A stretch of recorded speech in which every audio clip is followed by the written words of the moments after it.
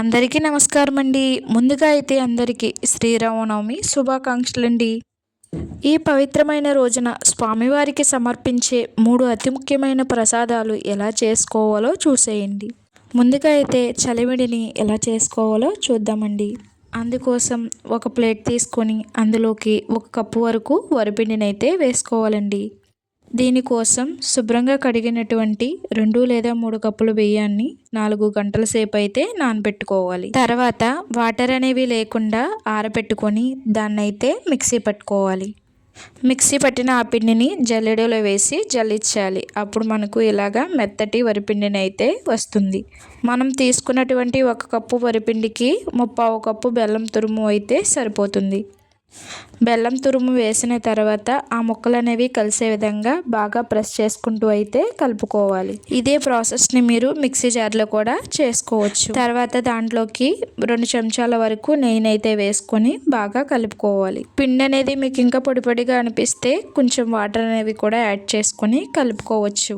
ఈ చలివిడి ప్రసాదాన్ని మీ ఇంట్లో అయితే ఎలా చేసుకుంటారో కామెంట్ చేయండి. అలాగే వరిపిండి మరియు బెల్లాన్ని కలిపి తీసుకోవడం వల్ల మనకి మంచి హెల్త్ బెనిఫిట్స్ కూడా ఉన్నాయి. మొత్తం కలిసే విధంగా కలిపిన తర్వాత పిండి అనేది మనకు ఇలా ముద్దలా అయితే అవుతుంది. అంతేనండి, సింపుల్గా అయితే ఈ చలివిడి ప్రసాదాన్ని అయితే చేసేసాం. తర్వాత ప్రసాదమైనటువంటి వడపప్పు ప్రసాదాన్ని ఎలా చేయాలో చూసేయండి. ఇదైతే అందరికీ తెలిసినటువంటి ప్రసాదమేనండి. చాలా సింపుల్గా కూడా ఉంటుంది. ముందుగా అయితే వడపప్పు ప్రసాదం కోసం పెసరపప్పుని 2 చెంచాల వరకు తీసుకొని శుభ్రంగా కడిగి 1 గంట సేపు అయితే నానబెట్టుకోవాలి.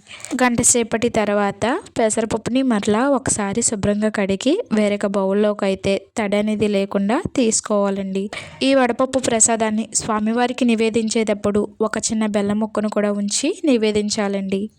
తర్వాత ప్రసాదమైనటువంటి పానకాన్ని ఎలా చేయాలో చూసేయండి. ముందుగా అయితే ఒక బౌల్ తీసుకొని దాంట్లోకి 1 గ్లాస్ వరకు అయితే వాటర్ని తీసుకోవాలి. అందులోకి 4 లేదా 5 చెంచాల వరకు తురిమినటువంటి బెల్లాన్ని తీసుకోవాలి.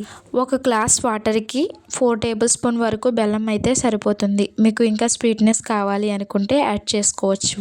బెల్లం కరిగిన తర్వాత బెల్లంలో ఉండే డస్ట్ పార్టికల్స్ అన్నీ పోవడానికి ఇలా ఒకసారి అయితే వడకట్టుకోవాలి. తర్వాత 1 టేబుల్ స్పూన్ మిరియాలు అలాగే 2 లేదా 3 ఇలాచీని అయితే తీసుకొని పౌడర్ చేసుకోవాలి. ఆ పౌడర్ని బెల్లం వాటర్లో అయితే వేసుకొని బాగా కలుపుకోవాలి. అలాగే దాంట్లో చిటికెడు సాల్ట్ని కూడా యాడ్ చేసుకొని కలుపుకోవాలి.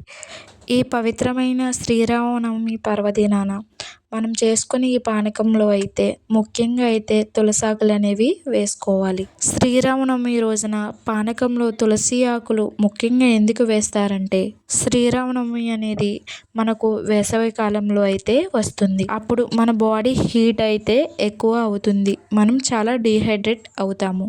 తులసి ఆకులు వేయడం వల్ల మన శరీరం అనేది చాలా కూల్ అవుతుంది. అలాగే మనం తీసుకునే ఇక్కడ వడపప్పు చలివిడి పానకం ప్రసాదాలు సైంటిఫిక్గా కూడా మంచి హెల్త్ బెనిఫిట్స్గా అయితే ఉపయోగపడతాయి. ఈ వీడియో కానీ నచ్చినట్లయితే లైక్ చేయండి, సబ్స్క్రైబ్ చేయండి.